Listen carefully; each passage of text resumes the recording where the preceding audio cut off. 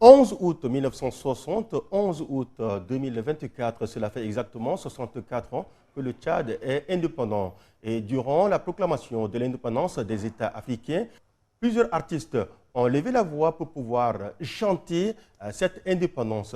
Et justement, parlons de la musique. Aujourd'hui, nous allons nous intéresser aux artistes tchadiens, ceux de l'ancienne génération, de la génération intermédiaire et également ceux de l'actuelle génération. Et sur ce plateau, nous avons des aînés qui ont contribué à la promotion de la musique tchadienne et également un DJ qui est là avec nous, qui fait de la promotion de la musique tchadienne son cheval de bataille. Mesdames, Messieurs, installez-vous confortablement. Je commence par la présentation à ma droite. Nous avons M. Maska Oulinan, secrétaire général de la Fédération des artistes musiciens tchadiens. Bienvenue. Merci. Et ensuite, nous avons également Abdoulaye Toche, le réalisateur radio. Bienvenue. Merci. Et enfin, nous avons DJ Maji Maji. Il est le promoteur du festival DJ Musique Tchad. Bienvenue. Merci. D'accord. D'entrée de jeu, M. Masra, quelle était la situation de l'art d'une manière générale et de la musique tchadienne pendant les heures des indépendances? Merci. Je parlerai plutôt de la musique tchadienne au début des années de l'indépendance. Je pense que la musique tchadienne a eu une influence venant de l'extérieur et pratiquement c'était la musique congolaise, la musique béninoise. Puisque à l'accession de l'indépendance du Tchad, le Tchad a eu à travailler avec des Béninois, des Camerounais et aussi un peu des Angolais, des Congolais. Et parmi ces fonctionnaires qui sont venus, il y avait aussi un certain fonctionnaire qui pratiquait déjà de la musique. Dans les années 1961, il y avait eu déjà l'influence de ce genre de musique de l'extérieur qui a permis à ce que l'orchestre Barco Jazz, qui est devenu Charlie Jazz, et le Gondban, qui ont vu le jour dans les années 61-62. Je pense que ces gens, ils ont eu à travailler sur l'influence extérieure congolaise et un peu Afrique du Sud. Il y avait eu quand même cet engouement qui a permis à ce que ces grands frères et ces artistes voulaient faire mieux que ceux qui ont importé leur musique et tout ça. Je pense que dans les années 68, Ngarta était obligé de dire mais attends, il faudrait que nos artistes puissent quand même maîtriser ce que c'est que la musique. Donc c'est ainsi qu'effectivement il y avait une sélection qui a vu le jour et on a envoyé l'orchestre Charlie Jazz auprès de Richuro. Et ça c'est après leur venue ici avec le Franco et Richuro ainsi de suite. Donc je dis l'essentiel, je ne rentre pas dans les détails. Pendant cette période de 68, je pense qu'il y avait déjà eu un grand engouement de la jeunesse tchadienne, surtout les lycéens, les gars du quartier Moursal, Ridina et Adrejumban, ainsi que le quartier Mbassana, Gardolé. Il y avait déjà un groupe de jeunes qui se faisaient ce que c'est qu'effectivement la concurrence de la maîtrise de la musique. Je ne citerai pas aussi parce qu'il y avait au moins 4 groupes ou 5 groupes comme ça. La musique a commencé quand même par avoir ce que c'est qu'effectivement un peu de l'importance. Mais au retour de l'orchestre Charlie Jazz et tout ça, c'était vraiment une explosion. Il y avait plusieurs orchestres qui ont vu le jour et qui voulaient faire mieux que l'orchestre Charlie Jazz qui est parti au Zaïre. C'était de la musique juste. J'ai dit la musique juste parce que là, on chante juste. Okay. Quand tu ne chantes pas juste, on ne te permet pas de tenir le micro. Donc, il y avait cette règle-là qui imposait à ce que si tu veux être musicien et que tu dois jouer dans un orchestre, il faudrait vraiment que tu aies cette valeur. L'explosion de l'art, comme vous avez parlé tout à l'heure, je pense que pendant cette période, les Tchadiens considèrent la musique comme un produit national et ils en faisaient ce que c'est qu'effectivement leur bien privé. Ils protégeaient les musiciens, ils protégeaient aussi ce que c'est qu'effectivement le texte. Parce que quand tu composes très mal, on te dit non, non, ici tu as fait de lapsus, ici c'est ça. Et vous êtes obligé de retirer ça pour recomposer et chanter juste pour que les mélomanes apprécient ça. Ouais. Donc les textes n'étaient pas ce genre de textes aujourd'hui où il y a tellement d'amalgame, pour ne pas dire autre chose. Des paroles grossières aussi. Voilà, avec des paroles grossières, ce ne sont pas des paroles éducatives, et ainsi de suite. Alors, pendant cette période de 1960 à 1980, parce que après les événements de 80, je pense que la musique a commencé par perdre ce que c'est que sa valeur. Pourquoi? Parce que la musique est liée avec l'art. L'art est dans la culture. Et le problème de la guerre de 80 a amené à ce qu'il y ait une division. Et cette division n'a pas permis à l'art de se développer. Je reviens pour vous dire que pendant les années 60 jusqu'à 90, l'art n'a pas eu une considération au niveau de la sphère gouvernementale. C'était des services d'abord. Okay. C'était des services culturels au sein du ministère de l'Éducation nationale, des sports, ainsi de suite. Donc, c'était des services. Et c'est pendant la fin de règne de Hissène Habré, précisément, c'est 89 que le ministère de la Culture a vu le jour. Et le ministère a vu le jour sous le règne de Hissène Habré. Avec, si je ne me trompe pas, c'est le Premier ministre de la Culture, c'est Hissène Grinki. Okay. Voilà. Et maintenant, je reviens sur ce que c'est que l'évolution de l'art ou l'évolution de la musique à travers les arts.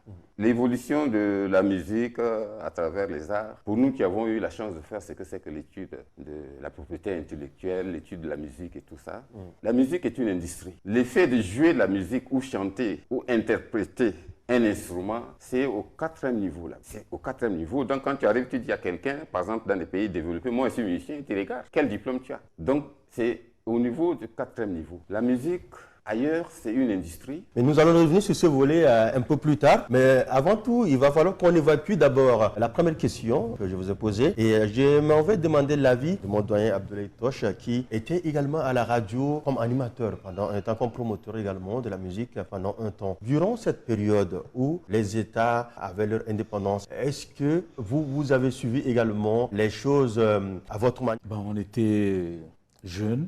Nous croyions à notre culture. À cette époque, pendant les fêtes de l'indépendance, c'était vraiment le folklore, une coloration extraordinaire. Il y a des artistes qui viennent du nord, du sud, de l'est, de l'ouest, de partout, des terroirs. Ils viennent avec leur façon d'appréhender le monde, de voir ce qu'il y a autour de soi. Une diversité musicale déjà qui existait. On prend le mbélé avec les sarakaba, vous prenez le samka dans le charibagirmi, le bazaka. Donc c'était extrême. Et là, tous les enfants, les jeunes de l'époque, quand ils venaient à la place de l'indépendance, ils dansaient ces rythmes-là, ils dansaient ces folklores-là, même si ce n'est pas de leur terroir. Parce que pour nous, c'est un Tchad coloré qui est là. Nous ne connaissons pas les ethnies, les régions. On ingérait tout ce qui arrivait. Si on jouait du kidi, c'est tout le monde qui entre là pour danser. Vous jouez du billet, c'est tout le monde qui joue. C'est nous, Tchadiens, qui ne donnons pas de cacher beaucoup de valeur à notre culture. La musique tchadienne même, c'est un foisonnement de percussions, de sons. C'est-à-dire, nous tirons tout de la nature. Les bruissements de vent, puis tout, nous transposons sur du balafon, sur d'autres instruments. Le chila-chila, que les jeunes ne connaissent presque plus. Quand c'est exécuté, ça vous appelle à la danse, ça vous appelle à communier avec tout le monde. Donc c'est dire que la musique tchadienne même, contrairement à ce qu'on entend, Masra Wolina parlait de l'influence de l'extérieur, mais la musique tchadienne même existe. C'est une identité, elle est très forte. Dès que vous jouez cette musique-là sur des instruments modernes, vous savez que c'est de la musique tchadienne qui est en train de se jouer. Mais qu'est-ce qui se passe ? Ce sont les promoteurs, ceux qui sont chargés de valoriser tout cela, n'ont pas conscience et ils n'ont rien à cirer. C'est pourquoi on impose une certaine façon à nos artistes de vouloir toujours copier ce qui vient de l'extérieur alors que nous avons tout sur place. Le Tchadien lui-même qui ne valorise pas sa culture, il ne la connaît pas. Donc il la cherche à travers d'autres sons. Or, ces sons que nous écoutons, c'est parti de chez nous, c'est exporté et puis ça nous revient sous une autre forme que nous consommons de manière négative. Comme la matière première ici, et ça va ailleurs, ça va ailleurs, transformation, ça nous revient.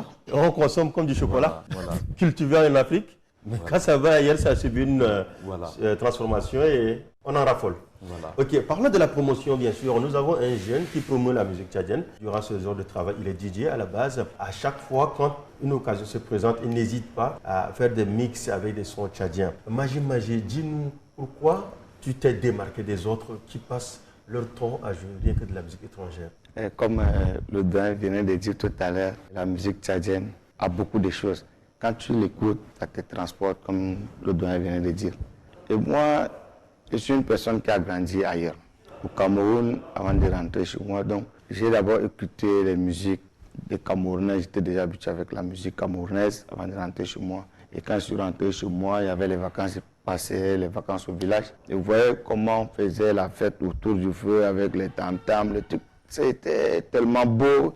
Donc, c'est-à-dire, je ressentais la joie là. Au fur et à mesure, et subitement, je me suis retrouvé dans le métier de disque jockey.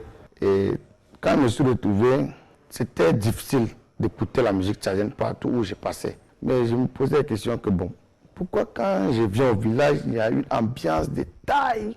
Donc vous restez comme ça jusqu'au petit matin, personne ne veut rentrer.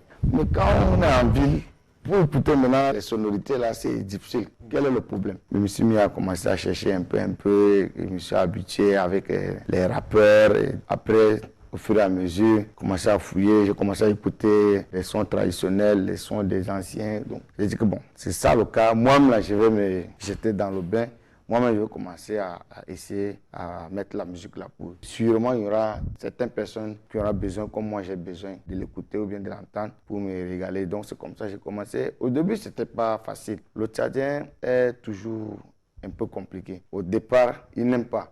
Mais quand tu le forces après, il va commencer à aimer. Donc, moi, j'ai vu qu'il y avait beaucoup de gens qui voulaient la musique tchadienne, mais pas suivisme, parce qu'il est avec toi, si tu dis que non, laisse la chanson, amène la chanson tchadienne, là, le papa ne serait pas d'accord. Donc tu es obligé de dire que, gars, laisse-nous, joue-nous la musique des Nigérians, joue-nous la musique des Ivoiriens. Mais au fur et à mesure, quand ils sont déjà dans le monde, tu les mets les chansons qui les rappellent vraiment leur temps quand j'étais au village, pendant les travaux champêtres, les chansons qui les animaient, ou soit les anciens combattants, il y avait les chansons qui, tu vois. Ça fait qu'au fur et à mesure, ils ont commencé à prendre le goût. Maintenant, aujourd'hui, les Tchadiens aiment leur culture. Partout où je viens, quelque part, où je joue déjà 2-3 musiques étrangères, on va me dire que c'est comment nous, on veut écouter la musique de chez nous. Donc, ça fait que le Tchadien, maintenant, aujourd'hui, prend conscience. Mais le souci, c'est qu'ils ne savent pas comment soutenir les artistes pour que la musique là parte aussi, traverse les frontières comme la musique d'autres personnes viennent aussi chez nous. Moi, le temps passé, je n'ai pas vécu comme les doyens ont dit. Mais actuellement, je crois que la musique tchadienne est en train de se consommer. C'est vrai, maintenant, on aime trop copier ce qui est ailleurs. Mais quand, par exemple, la chanson d'Ngonsa, tu mets ça où tout le monde se lève pour danser. Même à l'extérieur, ils se posent la question, ça c'est quelle musique? J'ai fait l'expérience juste au Cameroun quand j'étais là-bas, les vacances. J'ai essayé de jouer les musiques tchadiennes, les fanani. Ils sont là, il y a une application. Donc quand tu cliques sur l'application, ça te donne le titre de la chanson et le nom de l'artiste. Mais malheureusement, nous on ne mettait pas nos musiques sur les plateformes. Donc ça fait que quand ils appuient sur le truc, ça ne donne pas. Ils disent que ça c'est quelle musique? C'est la musique de Chevaux et Juvi. Donc c'est comme ça, au fur et à mesure, je les donne les sons. Et jusqu'à aujourd'hui, il y a les étrangers qui m'envoient toujours les messages. Quand il y a les cérémonies des Tchadiens, c'est toujours moi qui contacte. Gars, on est dans une cérémonie des Tchadiens, pardon, nous, envoie-nous les sons qui... Donc ça fait que ça commence déjà. Mais il faudrait aussi que le gouvernement essaie aussi d'appuyer la promotion. Et pour que les responsables aussi essaient d'aider les artistes pour qu'ils fassent mieux, pour que la musique tchadienne soit consommée un peu partout dans le monde.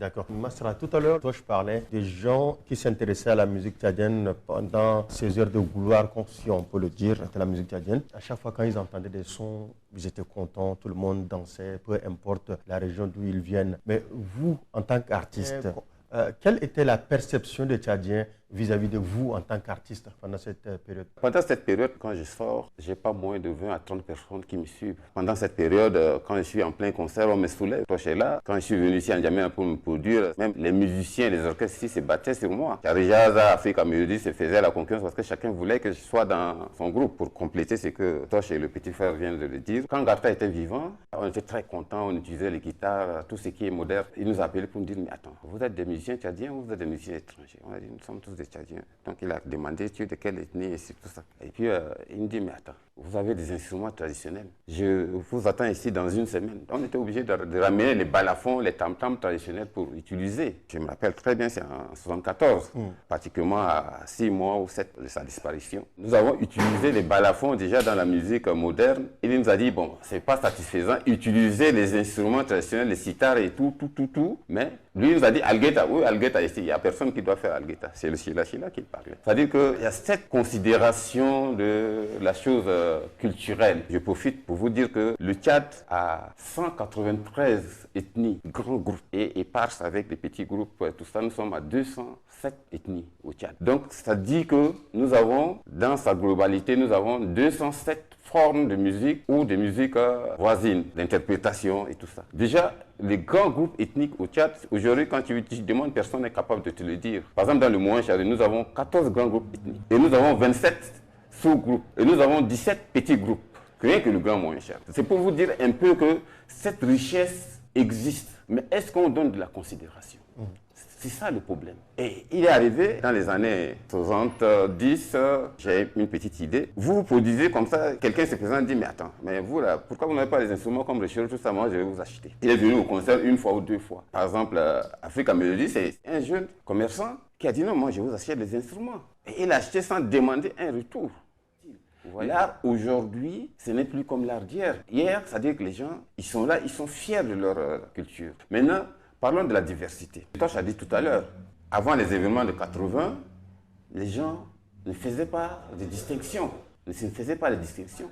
Et chaque son d'instrument dit qu'effectivement, il y a un message qui passe et c'est tout le monde qui sort sans distinction. Quand les gens se retrouvent, tout le monde cherche à interpréter la danse de cette musique. Il n'y avait pas cette différence et tout ça. De deux, nous sommes des personnes qui sont bénis par le Dieu. L'histoire de la musique, de l'art et tout ça, de la culture en général, de la descente du Nil de l'Égypte, nous sommes les détenteurs de la suite de la traversée de tous ces Noirs qui sont descendus du Nil de l'Égypte jusqu'en Afrique du Sud. Donc, toute sorte de musique, de danse que vous trouvez ailleurs en Afrique, il y a une partie qui se trouve ici au Tchad.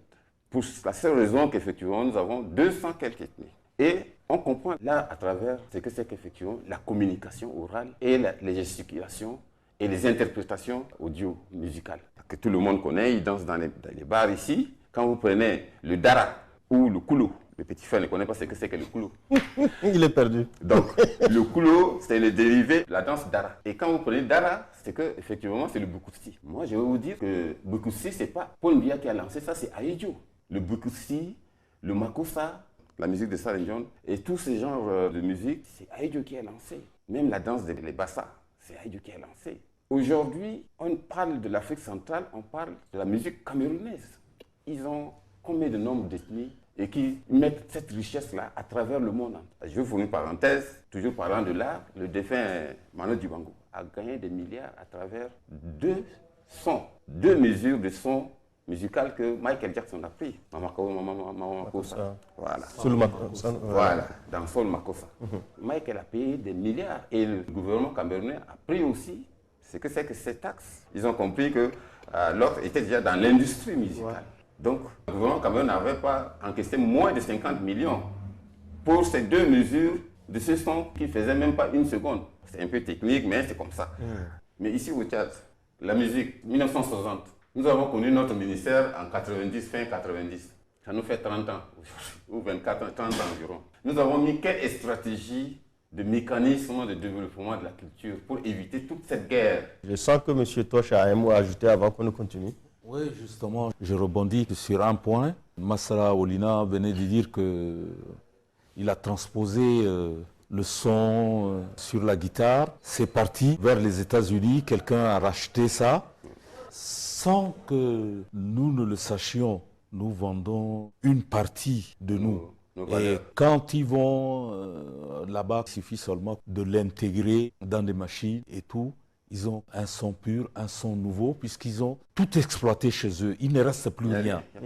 Et or, au Tchad, tout est à l'état brut. Vous prenez un diamant, vous le présentez, ça ne signifie rien. C'est juste une pierre. Il faut le travailler d'abord. Il faut un joaillier pour polir ça, pour tailler, pour en faire quelque chose de beau. La musique tchadienne a toutes ces valeurs-là. C'est un diamant brut, pur. Mais nous n'avons pas de joaillier pour tailler cela, pour en faire quelque chose de beau, quelque chose d'exportable, puisque nous n'avons pas une industrie de musique, comme vous l'avez dit, au Tchad.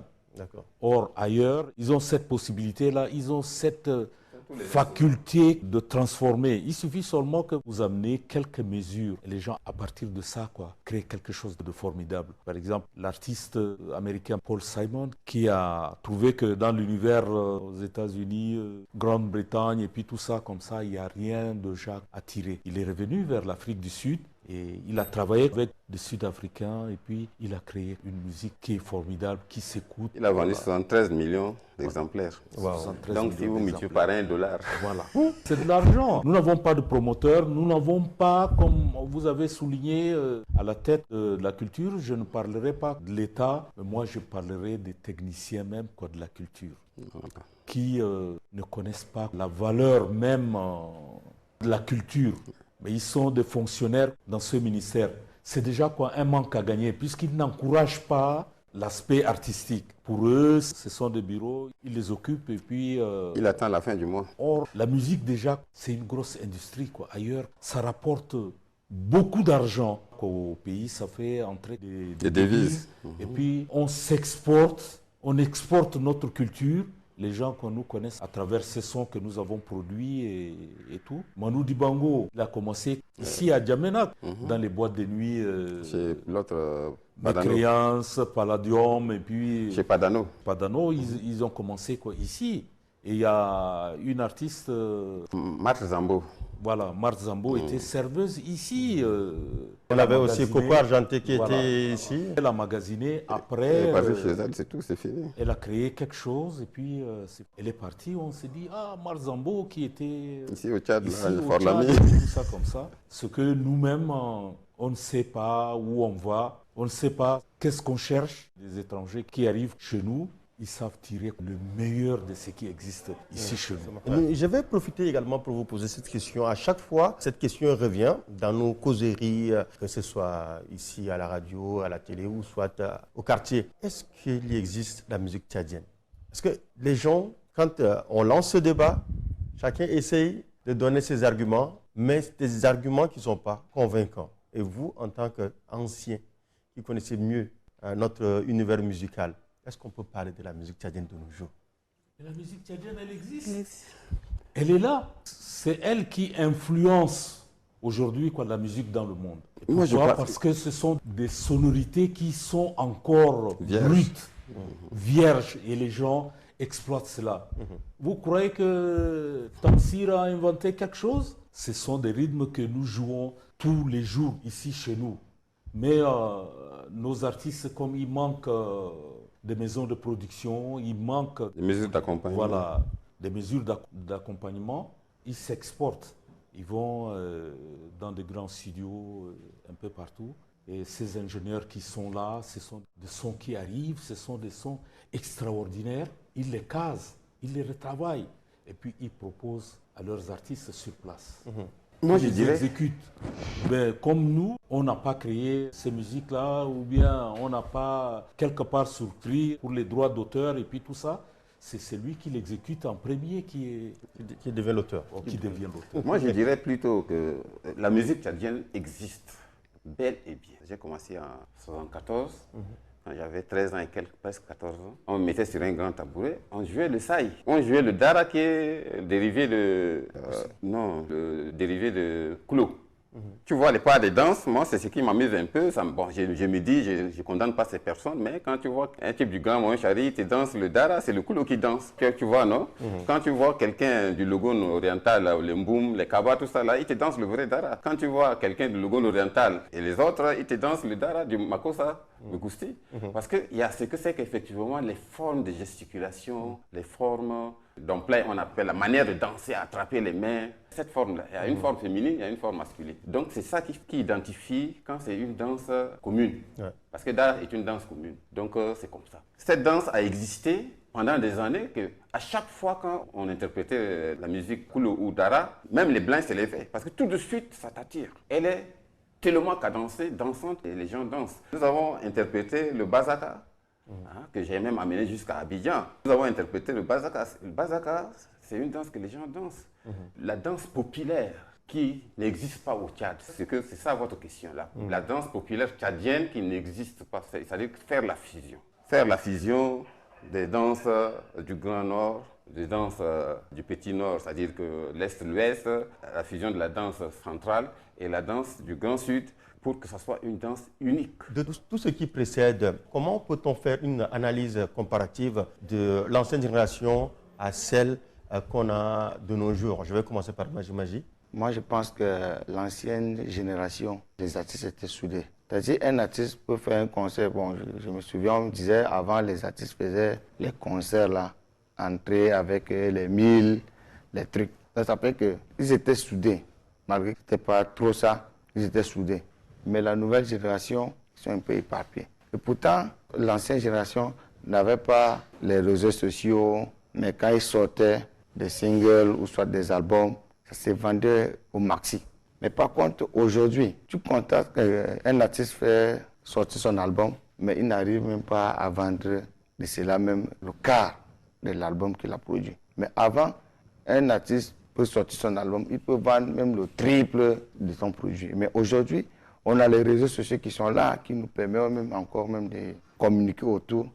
Mais les artistes d'aujourd'hui négligent beaucoup de détails. C'est-à-dire la communication sur le terrain. Ils se concentrent seulement sur les réseaux, mais le terrain, ils oublient. Aujourd'hui, on a déjà les plateformes de streaming qui sont déjà là. Mais tu vas voir un artiste, il fait un album. Même sur les plateformes de streaming, il n'arrive pas à les mettre ses produits là-bas. Même au terrain, il ne connaît pas qu'est-ce qu'il faut faire pour vendre son album. Et c'est ce qui fait qu'il y a un véritable souci entre la nouvelle génération et l'ancienne. Et l'ancienne, je ne sais pas, c'est parce que comme ils étaient déjà trop habitués avec les danses autour du feu, qui font que les anciens, quand ils font un concert, quand tu arrives, tu es satisfait. Il y a la technique, le déplacement scénique, il y a tout qui va avec. Mais aujourd'hui, je ne sais pas si c'est par rapport à l'avancée de la technologie. Tu vas voir un artiste, il chante bien. Mais quand il est sur scène, tu es découragé. C'est-à-dire qu'il ne te produit pas ce que toi tu as écouté. Mais avant, ce que tu as écouté là, l'artiste quand il vient sur scène, il te reproduit ça encore 2 fois. Donc c'est ce qui fait qu'il y a la différence entre les anciens et les nouveaux. Comme les deux sont là, ils peuvent nous donner aussi les secrets pour que la nouvelle génération peut aussi... Dire quelque chose. Voilà. On va leur accorder la parole avant qu'on ne boucle l'émission. J'interviens à ce niveau. Je crois que c'est parce qu'il manque des plateaux, il manque les instruments qu'il faut, des studios comme il faut pour avoir tout cela. Moi, j'ai assisté à des concerts ici, dans la ville de N'Djamena. L'acoustique est très mauvaise. On n'arrive pas à reproduire exactement ces sons que nous avons dans le studio. Tout le matos ne répond pas. Ce sont des tables de mixage et puis peut-être faites pour être écoutées dans une salle. Mais quand c'est les plein air, il faut avoir des instruments qui répondent. Et là, quand on vous dit qu'un seul artiste, il va quelque part pour un concert, vous prenez Kassa, vous prenez Michael Jackson. Voilà, déplacement et tout. Des tonnes de matos. Des tonnes de matos. Si on essayait de brancher ces instruments-là sur nos lignes ici, nos lignes vont péter parce que ce sont des instruments qui consomment beaucoup d'énergie. Pour produire aussi beaucoup de sons, et puis les tables de mixage vous offrent une infinie de possibilités pour pousser les instruments, pour pousser les voix. L'évolution de la musique d'antan et aujourd'hui, je pense qu'il y a plusieurs facteurs. Est-ce que c'est sur le point artistique purement, d'interprétation, création et interprétation? C'est ce que nous avons fait avant. Création, interprétation, mais interprétation juste. Quand tu chantes juste. Quand tu joues juste. Ça, nos jeunes artistes d'aujourd'hui, ils ne peuvent pas faire. Tout ce que vous écoutez sur les supports, les CD, comme toi je venais de le dire, c'est des choses qui sont manipulées au niveau des machines.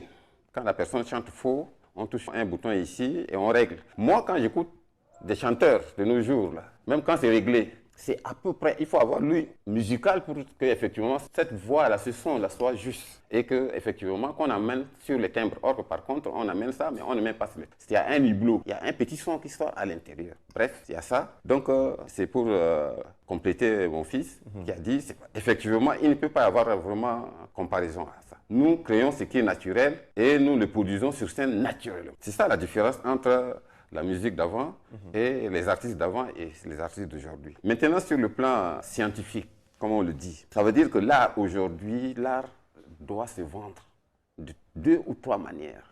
La première manière, c'est effectivement, il faut avoir des supports, des instruments qui peuvent répondre à chaque critère de lieu, d'espace. Si c'est à l'estade, il faut des instruments qui correspondent, qui couvrent les stades. Si c'est dans une salle, par exemple le NTV ici, il faut des instruments qui correspondent à ça pour qu'il n'y ait pas de retour d'écho. Parce qu'à chaque fois, j'écoute les émissions, il y a des retours d'écho. Donc, il n'y a pas la pureté. Et il faut former des techniciens pour ça. Quand il est question de jouer dans les cadres fermés, publics, comme les bars, des choses comme ça, c'est ce que nous utilisons, les pacottis. Nous sommes très contents avec des amplificateurs de 1000 watts. On dit que nous sommes vraiment le matos. Mais il y a ce que c'est qu'effectivement, les retours de la scène qui embrouillent même l'artiste parce que l'artiste n'est pas avec un écouteur sur scène. Donc, il n'a pas vraiment le vrai son qu'il produit lui-même et que les autres produisent. Donc, ça, nous avons beaucoup à faire sur ce plan scénique. Maintenant, en ce qui concerne l'évolution de l'art de 90 à nos jours, d'une manière privée, c'est-à-dire les artistes ont tellement évolué. Avec les supports d'Internet, ainsi de suite, ils essayent de copier.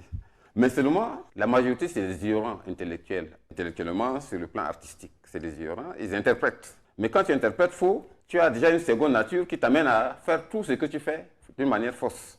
Je m'arrête aussi à ce niveau, et ça, nous le connaissons entre nous. Comme mon fils l'a dit, c'est que nous avons une génération qui est tellement aigrie. Les artistes, ils ne collaborent pas.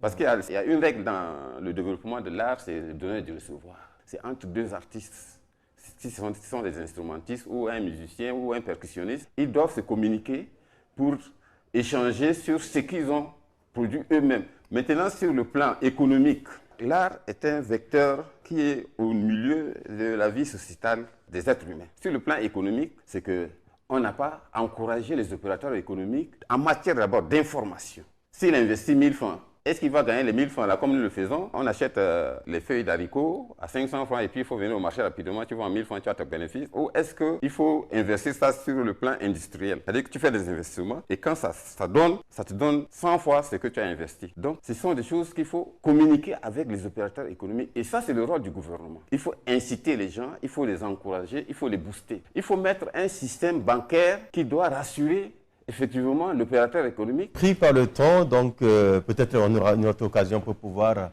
poursuivre cette émission. Mesdames, Messieurs, ce fut un réel plaisir d'être en votre compagnie. Je rappelle que nous avons eu sur ce plateau Masra Oulinon, il est le secrétaire général de la Fédération des artistes musiciens tchadiens. Merci d'être passé. Nous avons également Abdoulaye Toche, féru de musique et ancien animateur également à la radiodiffusion nationale tchadienne. Et enfin, le jeune DJ, je parle de DJ Maji Maji, qui était là sur ce plateau. Il est également promoteur du festival DJ Musique Tchad. Mesdames, Messieurs, et restez toujours connectés sur la chaîne nationale car le meilleur reste à venir. Ciao, ciao.